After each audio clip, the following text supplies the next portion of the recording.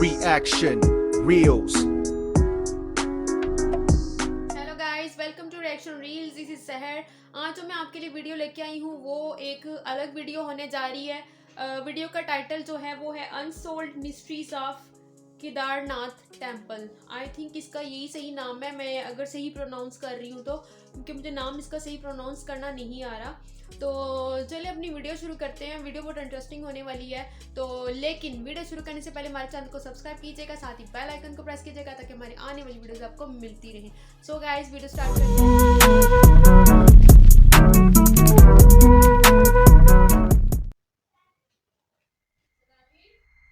400 साल तक बर्फ के अंदर दबा एक मंदिर, जिस पर बड़ी सी बड़ी बर्फ की चट्टानें आके गिरती रही, फिर भी इस मंदिर को कोई हानि नहीं पहुंची। और फिर कई साल बाद जब बर्फ पिघलने लगी तब ये मंदिर सामने आया और साइंटिस्ट और जियोलॉजिस्ट इसे सही सलामत देखकर दंग रह गए। एक ऐसा मंदिर जिसके दर्शन करने पर माना जाता है कि मोक्ष के सभी रास्ते खुल जाते हैं, क्योंकि महाभारत के अंत में शिव जी ने स्वयं यहाँ प्रकट होकर पांडवों को स्वर्ग का रास्ता दिखाया था। यह है शिव जी के 12 ज्योतिर्लिंग में से एक माने जाने वाला हिमालय की चोटियों के बीच बसा श्री केदारनाथ मंदिर। जय श्री केदार। उत्तराखंड में रुद्रप्रयाग नाम का एक छोटा सा शहर है जो खूबसूरत वादियों से सजा हुआ है, और इन्हीं खूबसूरत वादियों में बसा है शिव जी के सम्मान में बना बाबा केदारनाथ मंदिर। इस विशाल मंदिर को हिंदुस्तान के सबसे पुराने धार्मिक स्थानों में से एक माना जाता है।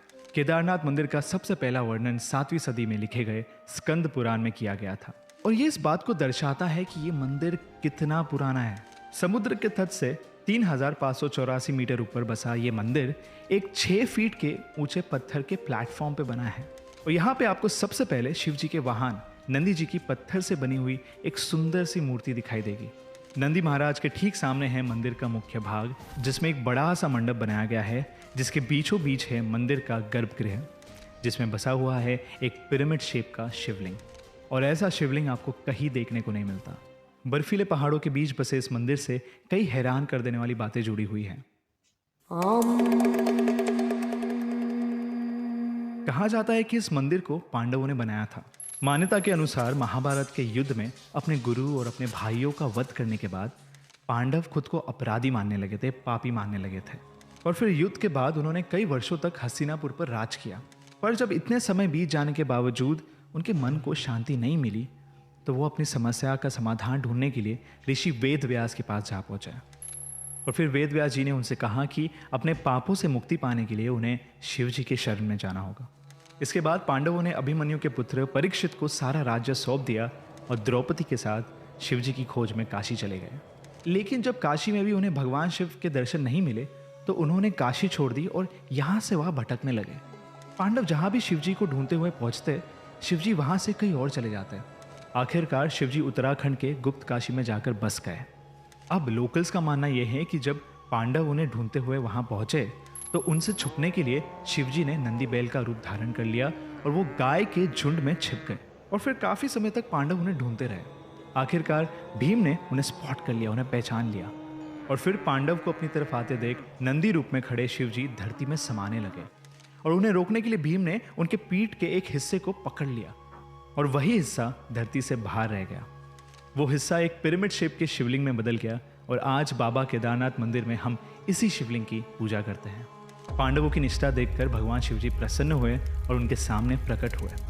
उन्होंने पांडवों को माफ कर दिया और स्वर्ग प्राप्ति का रास्ता भी बताया। इसके बाद पांडवों ने शिवजी का धन्यवाद किया, और जिस जगह पर शिवलिंग प्रकट हुआ था वहां उनके सम्मान में एक मंदिर बनाया, जिसे हम आज बाबा केदारनाथ मंदिर के नाम से जानते हैं। कहते हैं कि जब शिवजी का बैल रूप धरती में समाया था, तब उस बैल का मुख रुद्रनाथ में, जटा कल्पेश्वर में, भुजाएं तुंगनाथ में और नाभि मदमहेश्वर में प्रकट हुई थी।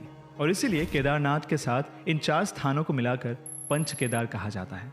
वैसे केदारनाथ मंदिर के ओरिजिन से और भी कई सारी कहानियां जुड़ी हुई हैं।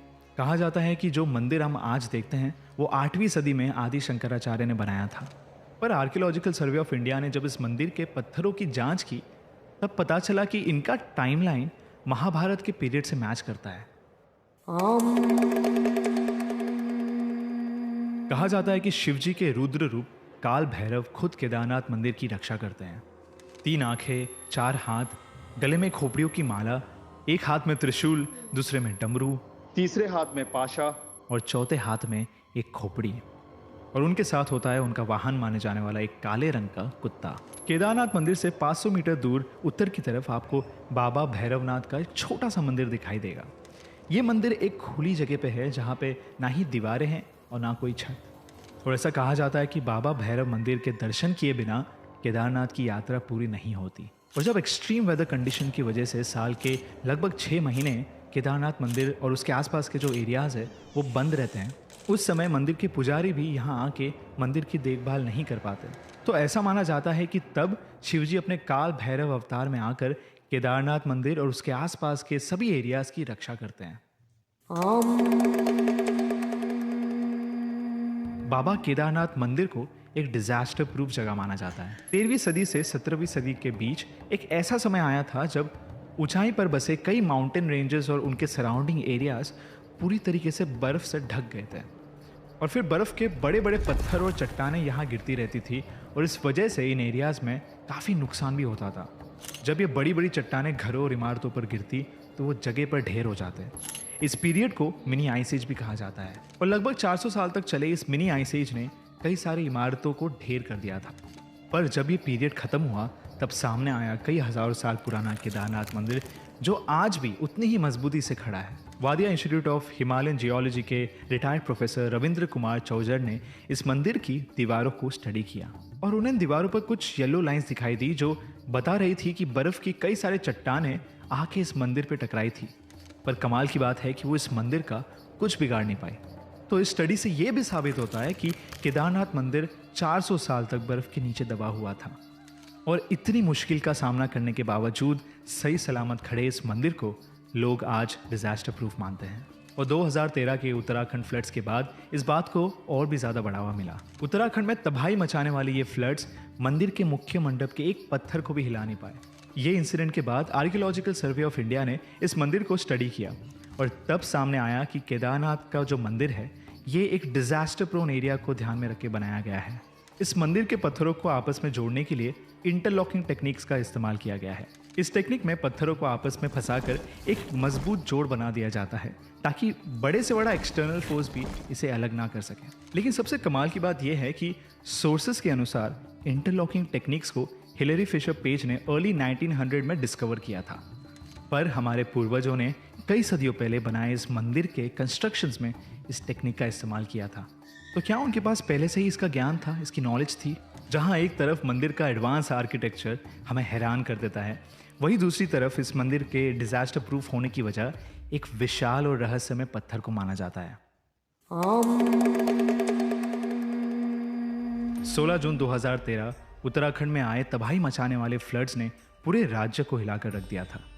कई सारे बड़े पत्थर और चट्टानें पहाड़ों पे से केदारनाथ की बस्ती पे आ गिरे। इन चट्टानों ने केदारनाथ मंदिर के इर्द गिर्द बसे होटल्स और धर्मशाला को तहस नहस कर दिया। पर केदारनाथ का मुख्य मंदिर और उसके अंदर मौजूद सभी लोग इन खतरनाक फ्लड से सुरक्षित बचे हुए थे। खुद को बचाने के लिए बड़ी संख्या में लोग केदारनाथ मंदिर के अंदर आकर बैठ गए थे और तभी एक विशाल पत्थर बड़ी तेजी से मंदिर की ओर आने लगा। इस पत्थर को देखकर सभी लोग डर से कांपने लगे। पर तूफान की तेजी से आ रहा ये पत्थर अचानक मंदिर के कुछ ही मीटर की दूरी पर रुक गया और फिर इसके बाद जब कोई भी चट्टान मंदिर की तरफ आती तो वो इस पत्थर से टकराकर या तो टूट जाती या फिर अपना रास्ता बदल देती। और लोग इस दृश्य को देखकर दंग रह गए थे और लोकल्स की माने तो ये पत्थर पूरे समय मंदिर की रक्षा करता रहा।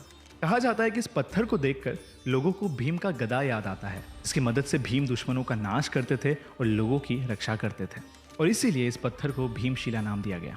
आज ये पत्थर केदारनाथ मंदिर का एक मुख्य भाग बन गया है और मंदिर के साथ साथ लोग इस पत्थर की भी पूजा करते हैं।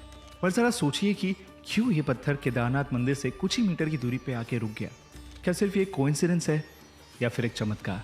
भीमशिला पत्थर की कहानी आज भी एक गहरा राज है।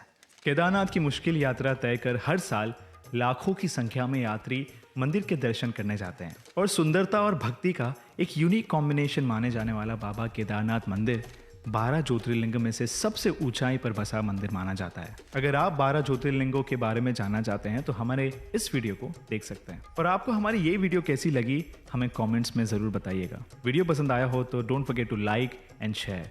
और ऐसे ही अनकही, अनसुनी और अनदेखी कहानियों के लिए राज को सब्सक्राइब कीजिए।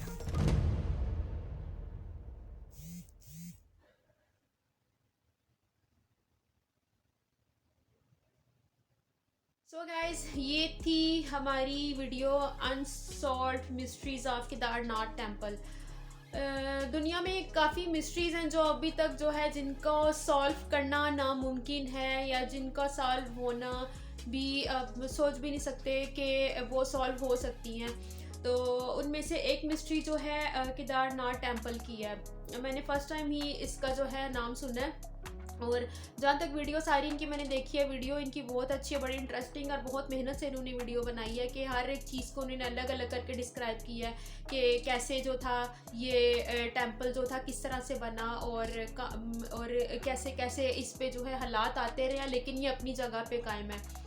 तो अब इन्होंने जितना इसमें बताया है, जिस तरह से कि शिव जी के बारे में इन्होंने बताया कि उनकी वजह से जो है ये जो मंदिर जो है वो अभी तक कायम है, कि उन्होंने पूरी एक हिस्ट्री बताई है। वो अब ये जो चीज़ है ये अब फर्स्ट टाइम जो है, मैं तो पहली दफ़ा देख रही हूँ उसको, और हो सकता है कि आप लोगों को तो इस चीज़ का पता ही होगा, और आप में से कुछ लोग ऐसे भी होंगे जिनको पूरी तरह से भी इस बात का पता नहीं होगा कि उन्हें अब इतनी अच्छी इन्होंने हिस्ट्री बताई है कि कितना अरसा गुजर गया, कि कितने डिज़ास्टर आते रहे, लेकिन फिर भी जो है ये अपनी जगह पे कायम रहा। और कुछ तो वजह इसकी ये भी थी कि उन्होंने बताया कि आर्किटेक्चर्स ने जो है इसको बनाया ही कुछ ऐसे तरीके से था, और बनाया भी ऐसी जगह पे था कि जहाँ पे डिज़ास्टर प्रूफ जगह पे इसको बनाया था। और हो सकता है कि कुछ ऐसी मिस्ट्रीज़ भी हों जिसकी वजह से ये अपनी जगह पे कायम है, कि देखें कितने के 400 साल पहले इन्होंने बताया कि इस पे बर्फ़ के जो पहाड़ जो हैं वो गिरते रहे हैं,